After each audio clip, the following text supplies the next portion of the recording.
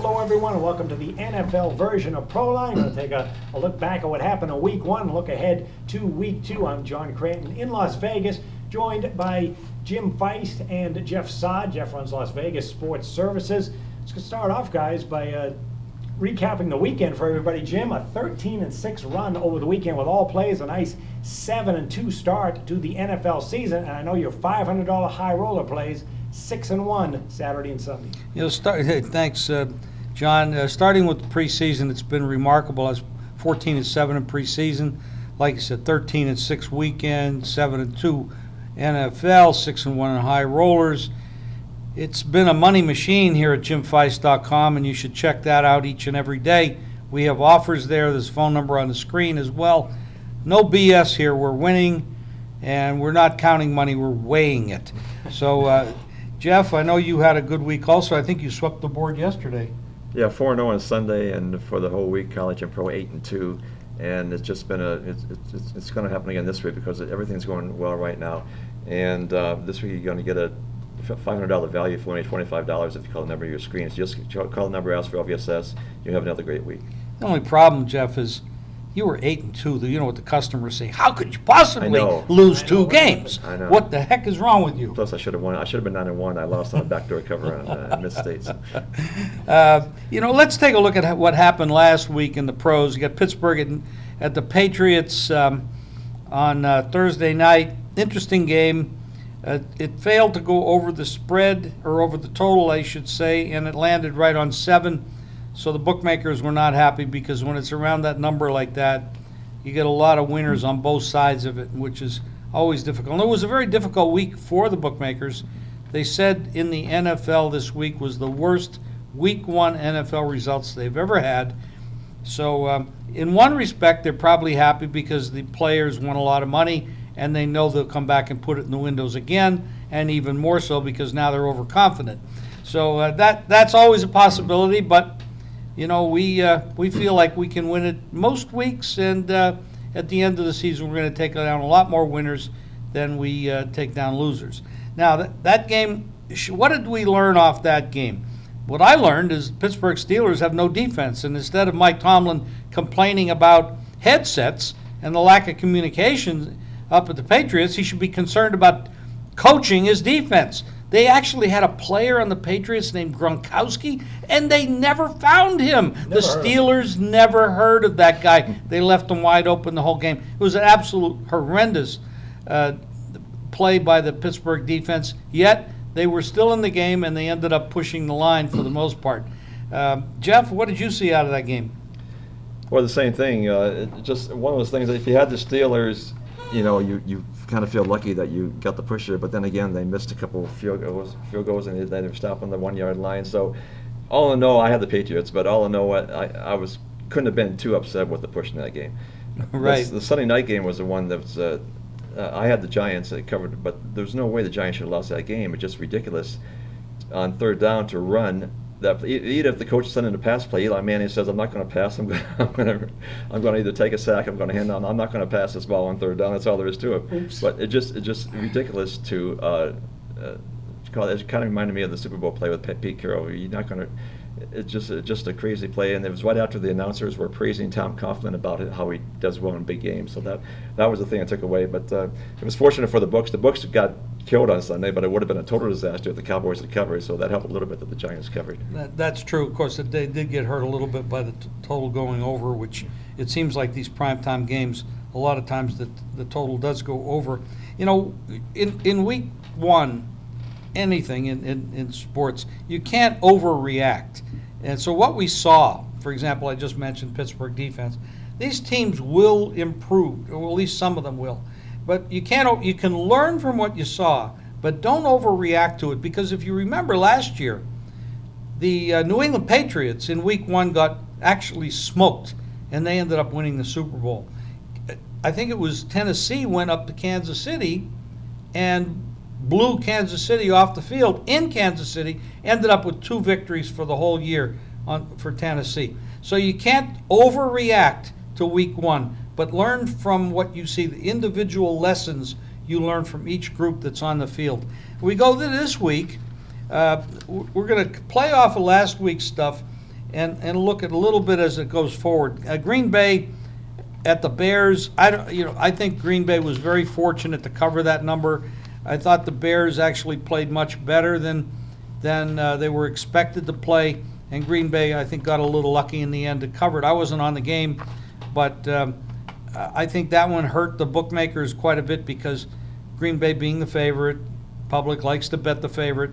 So going forward, I think you're going to have to see some improved play out of the Packers if they want to, they have a big game coming up this week, and we'll talk about it a little bit down the road.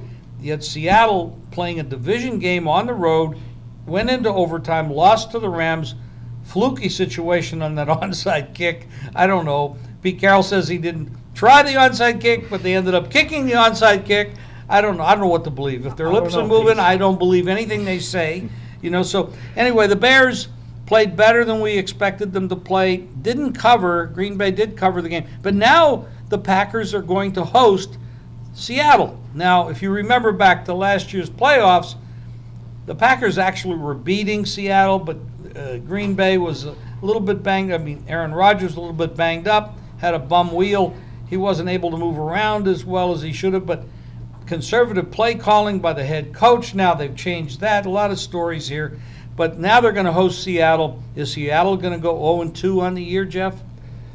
It's hard to say. The Packers have had just terrible luck against Seattle, so they might have a mental block. Remember that replacement referee game from a few years ago. It's just been total disaster for the Packers when they play Seattle. Something terrible always happens, and that's why that might be. I don't know. It might be one reason you like the Seahawks. Then again, the Seahawks are in a bad situation. You're coming off an overtime game, so we have to wait and see in this one.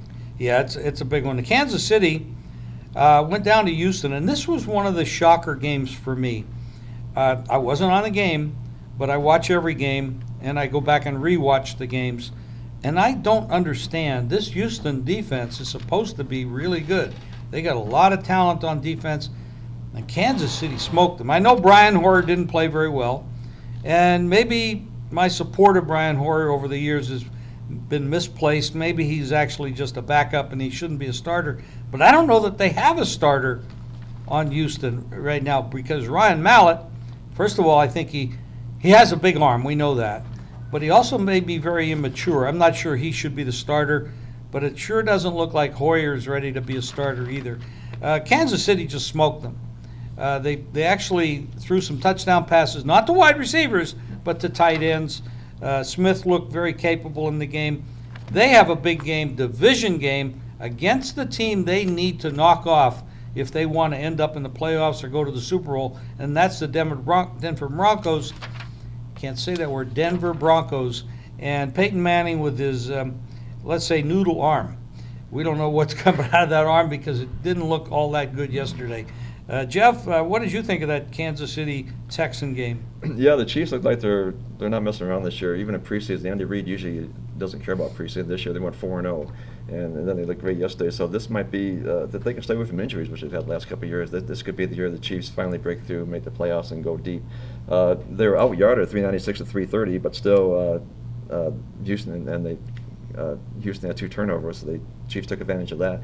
But right now, I think the Chiefs look really good. Peyton Manning might be in his last legs.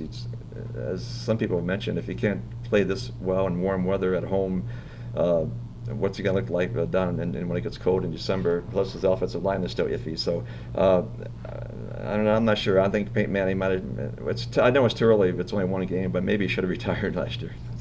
It's hard to say. I mean, they have a great backup quarterback. It looks like a really good backup quarterback in Denver that could step in. But as far as the Chiefs are concerned, I know they got outstatted, but that was basically because when they had the big lead, they pulled up and really didn't do anything in the fourth quarter, and Houston just moved up and down the field a little bit, made it a little closer, some garbage time yardage that made it look a little closer than it actually was.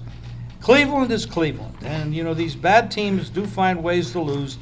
Cleveland, they lose their starting quarterback, which isn't all that great, and then the Johnny Football comes in there, looks great on the first drive, and then the rest of the time he spent the day trying to figure out how to turn the ball over.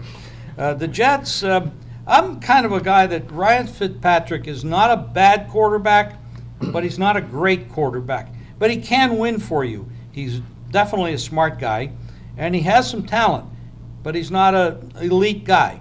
But in this particular matchup, he actually played pretty well. And they do come out of the game with a victory and a pretty easy cover.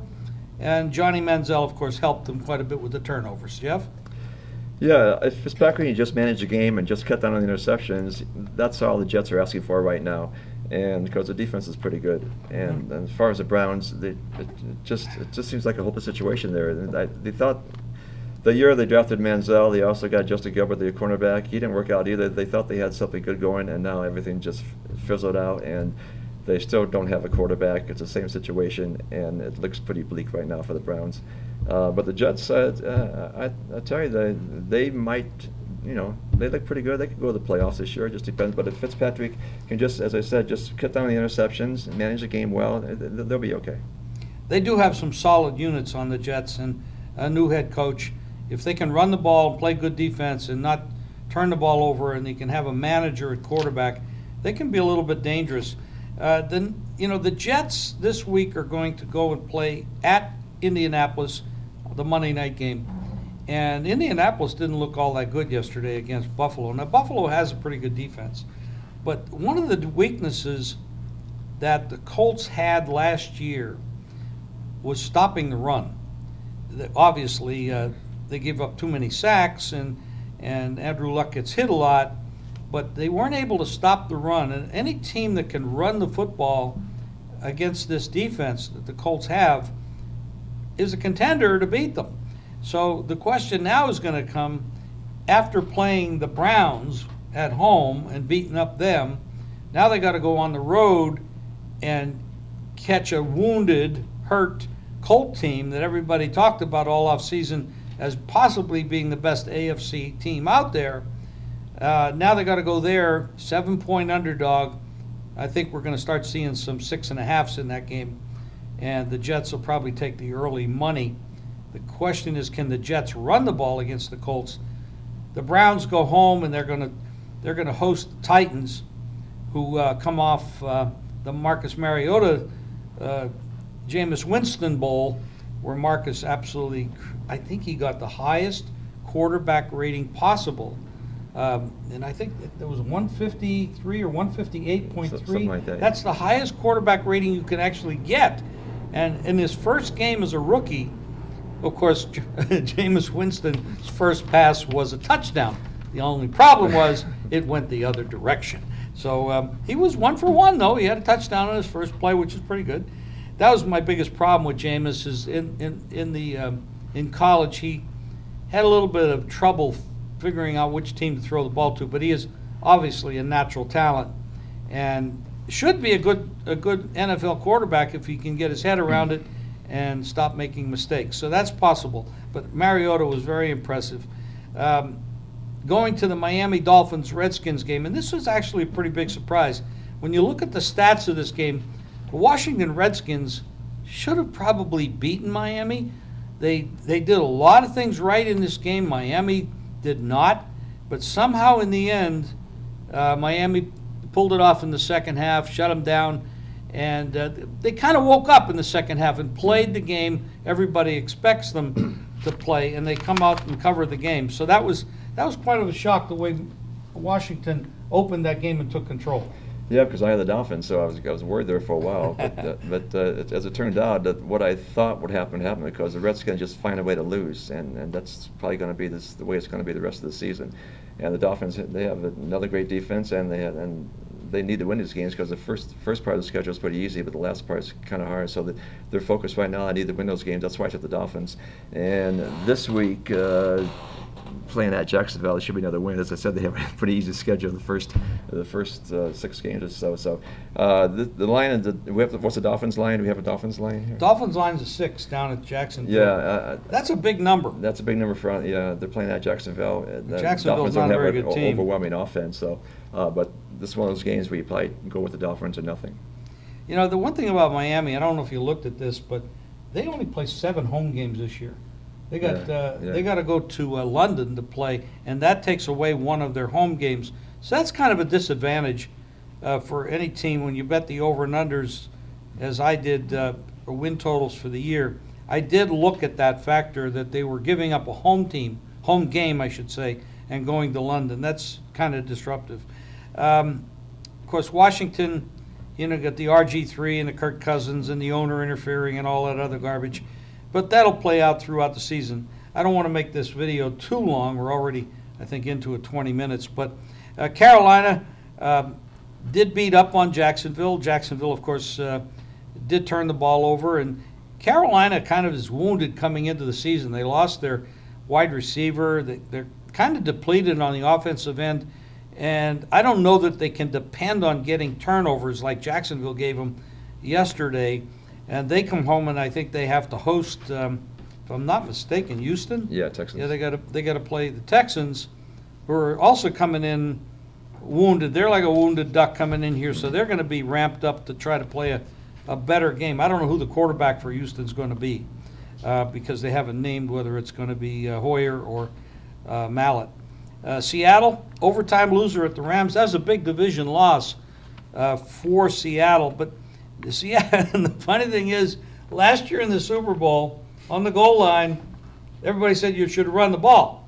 And they threw the pass and got intercepted. Well, yesterday in overtime, they had a similar situation about the 40-yard line, and you go back to what everybody told them. They did run the ball, and they can't get it right. And of course, the Rams, who are typically pretty tough in division games, especially at home, they come away with the victory. I was somewhat impressed with the Rams, but I also saw some big deficiencies where they made some mistakes. So now Seattle's got to go up and play at Green Bay, the team they beat last year in the playoffs and probably shouldn't have. And that's going to be interesting. Is Seattle going to end up 0-2 to start the season? Could be. That is very, very possible.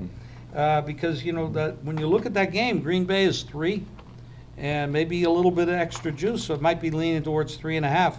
So Green Bay is the favorite in that game coming up this week. The Saints go down to Arizona. They get blown out in the second half. Bruce Arians is a covering machine. He was in Indianapolis as well. So, the other thing is, Palmer, people don't know this. He started the last 16 games he started. He's won 14 of them. People don't give this guy credit. Yeah. And Bruce Arians is a pretty good coach. This is a dangerous team going forward, especially if Seattle's going to start losing some games, Jeff. Yeah, but he has to stay healthy though. He just seems to get hurt all the time. That's why Palmer. But if Palmer stays healthy, they have a great shot. Yeah. Of course, now you got the Rams and Arizona both winning, Seattle losing. Yeah. Now tonight, of course, is San Francisco. They're going to play Minnesota. That's the other division opponent in San Francisco. So a lot to be learned. But like I said, we're learning off of week 1, but we're not going to overreact to it. Detroit. Early lead against San Diego, blew it. They lost a lot on defense, and it showed up against San Diego in the second half. And San Diego, Rivers, very smart quarterback, knows how to pick defenses apart. They're still playing without Gates. That's a big loss, and they blew them out in the second half. Very impressive. The Titans, I talked about Mariota against Jameis Winston, and that was lopsided all the way. Cincinnati goes out to Oakland. A lot of money came in on Oakland. I don't know. The smart guys think Oakland's supposed to be good, but they forgot to tell Cincinnati not to show up, and they showed up and killed them. I don't understand this one, Jeff. Baltimore, Denver. There was not an offensive touchdown in this game. Manning, Peyton, did not look like Peyton of old. Of course, he didn't at the end of last year either. And Baltimore, they couldn't get out of their own way. Yeah, they spent the whole game. And one time they got into the red zone. Yeah, they had total yardage at 173. That's pretty bad. And Denver wasn't much better, 219. So it wasn't really it was close, but it really wasn't really a thrilling game to watch. But as we said, we'll learn more this week. I'm not sure what I learned off of that game. Are both of those defenses so good that nobody could move on them, or were those offenses just putrid? Yeah, that's why we need to see. Maybe after this week, maybe we know more. But right now, it's hard to say. That's right. Well, interesting. The Thursday night game, Denver is going to Kansas City, which is a division rival. Kansas City wants to knock them off because They know if they can knock them off, they can win the division, and they can get into the playoffs, and they maybe can get to the Super Bowl. That game opened up 1.5 Kansas City. It's up to 3. So people are reacting off of what they saw. Kansas City blows out Houston, made it look easy, and Houston has a highly rated defense. And Denver couldn't move the football and didn't get an offensive score. And Peyton looked very meek. So they are reacting off of that. The next game on the card, Giants at Dallas. Dallas turned the ball over a couple times, gave Giants some points they probably didn't deserve. Low-scoring game early, and later on they scored a lot of points. They end up going over. Dallas does not cover, so the Giants cover and the game goes over. Giants at the end of the game, the clock management was atrocious. No excuse. No excuse at all. High-paid coach, high-paid quarterback, been playing football since they're 2 years old. They know better, and yet they just gave Dallas a victory. Yeah. That's going to cost them down the road. I think Dallas made a huge, huge mistake in letting DeMarco Murray go. I hear all the BS about they're going to have running back by committee and all that stuff, but it's not going to work. And you're going to put a lot more pressure on Tony Romo to win games for you. And when that's happened in the past, he was a turnover machine. I like Tony Romo, but you cannot put that much pressure on somebody. They ran the ball for 80 yards.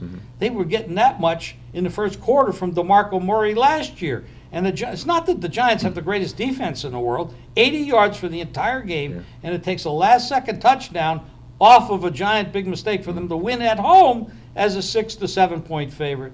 I think they made a huge mistake, and now, icing on the cake, Des Bryant is out 6 to 8 weeks. So that's a big one. Plus, last year, one of the main reasons the Cowboys' defense showed so much improvement was that they weren't on the field as much because DeMarco Murray was racking up the yards in offense, and then That's now right. that won't be the same now this year either. We have, both Jeff and I have a lot of stuff up online for you to go and visit and buy. That's how we pay our bills, is we buy our picks. And we help you make money. And we will do so this week, next week, the whole season. So go to the website, buy our plays. We've been red hot, both of us. And we enjoyed talking to you. We'll talk to you next week.